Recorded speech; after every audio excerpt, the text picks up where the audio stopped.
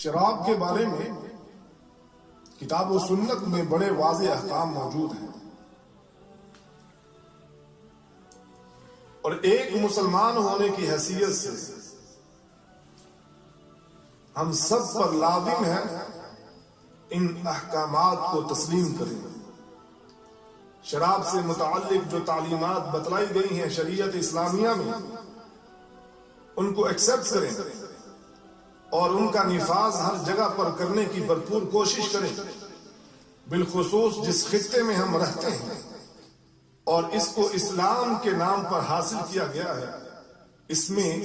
وہ سارے قوانین لاگو کیے جائیں جو اسلام ہمیں بتلاتا ہے۔ اللہ رب العزت قرآن مجید میں فرماتے ہیں یسألونک عن الخمر والمیسر قل فیہما اسم کبیر، وہ آپ سے شراب اور جوئے کے بارے میں پوچھتے ہیں تو آپ فرما دیجئے ان دونوں میں اسم کبیر بڑا گناہ ہے، یعنی جو جوا کھیلے گا وہ بھی گناہ کبیرہ کا مرتکب ہوگا، جو شراب پیے گا وہ بھی گناہ کبیرہ کا مرتکب ہوگا۔ یہاں یہ بات واضح ہے، شراب بنانے والا، شراب بیچنے والا، شراب مہیا کرنے والا، شراب کے لیے سہولتیں دینے والا، آسانیاں پیدا کرنے والا، پرمٹ دینے والا، دلوانے والا، سب برابر ہے اس گناہ میں، پورے کے پورے شریک ہیں۔ اس لیے کوئی یہ مت سمجھے کہ میں پیتا نہیں ہوں، میں تو صرف ایک نمائندہ کے طور پر سامنے آتا ہوں، اس کے علاوہ میرا کوئی تعلق نہیں ہے۔ یہ ایک ایسا گناہ ہے، ایک ایسی گندگی ہے کہ قرآن مجید میں اس کے بارے میں واضح طور پہ کہا گیا رجس من عمل الشیطان فاجتنبوہ لعلکم تفلحون،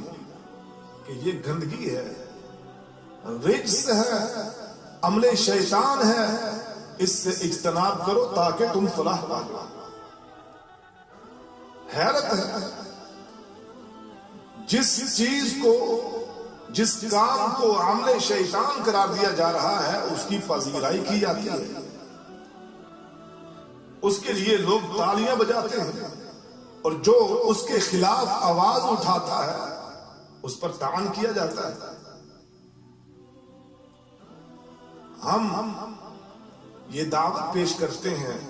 ارباب اقتدار کو، اگر آپ معاشرہ پرامن بنانا چاہتے ہیں، معاشرے سے برائیوں کو ختم کرنا چاہتے ہیں، تو اللہ کے لیے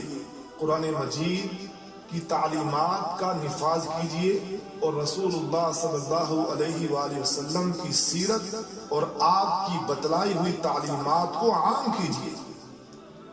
اس پر خود بھی عمل پیرا ہو اور لوگوں کو بھی عمل پیرا ہونے کی نہ صرف دعوت دے بلکہ اس سلسلے میں جتنے اللہ نے آپ کو اختیارات دیے ہیں ان کو بروئے کار لائیں، کیونکہ نبی کریم صلی اللہ علیہ وآلہ وسلم نے فرمایا لا تشرب الخمر فإنها مفتاح كل شر، شراب کو مت پیو کیونکہ ہر برائی کی جڑ شراب ہے۔ اس حدیث کو امام ابن ماجہ رحمہ اللہ نے اپنی سنن میں بیان کیا ہے۔ تو معلوم یہ ہوا معاشرے میں جتنی برائیاں جنم لیتی ہیں اور جس قدر فتنے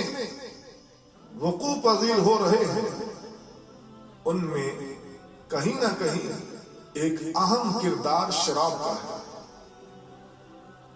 امام مسلم رحمہ اللہ نے اپنی صحیح میں اس حدیث کو بیان کیا کہ نبی کریم صلی اللہ علیہ وآلہ وسلم نے فرمایا من شرب الخمر فی الدنیا لم یشربها فی الآخرہ الا ان یتوب، جس نے دنیا میں شراب پی اسے آخرت میں پینا نصیب نہیں ہوگی سوائے اس کے کہ وہ توبہ تائب ہو جائے۔ اس لیے ان لوگوں کے لیے لمحہ فکریہ ہے جو دنیا میں شراب کے عادی ہیں اور کبھی ان کے ذہن میں توبہ کی ایک چھوٹی سی جھلک بھی نہیں آئی،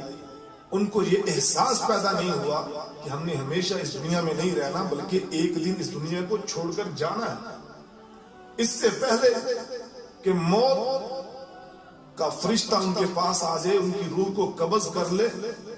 اس قبیح عمل سے وہ توبہ طائب ہو جائے، وگرنہ کبھی بھی ان کو کل قیامت کے دن حوض سے جام نصیب نہیں ہوگا، اور نہ کل قیامت کے دن پاکیزہ شراب ان کے نصیب میں ہوگی۔ نبی کریم صلی اللہ علیہ وآلہ وسلم نے فرمایا کہ مدمن الخمر کعابد وصل، رواہ ابن ماجہ، شراب نوشی کرنے والا، عادی شراب پینے والا ایسے ہے جیسے بتوں کی پوجا کرنے والا ہے، بتوں کا پجاری ہے۔ اس سے بڑھ کر وعید کیا ہوگی؟ نبی کریم صلی اللہ علیہ وآلہ وسلم نے یہاں تک فرمایا لا يدخل الجنہ مدمن خمر، جو بندہ شراب پینے کا عادی ہے وہ جنت میں داخل نہیں ہوگا۔ اس حدیث کو امام ابن ماجہ اور امام احمد رحمہ اللہ نے بیان کیا۔ امام نسائی رحمہ اللہ اور امام ابن ماجہ رحمہ اللہ اپنی اپنی سنن میں اس حدیث کو بیان کرتے ہیں کہ نبی کریم صلی اللہ علیہ وآلہ وسلم نے فرمایا من شرب الخمر وسکر لم تقبل صلاة 40 صباحا وإن مات دخل النار، جس نے شراب پی اور اسے نشہ ہو گیا 40 دن تک اللہ اس کی نماز کو قبول نہیں کرے گا، اگر وہ اسی حال میں مر گیا تو جہنم میں جائے گا، اللہ اس کو آگ میں داخل کر دے گا۔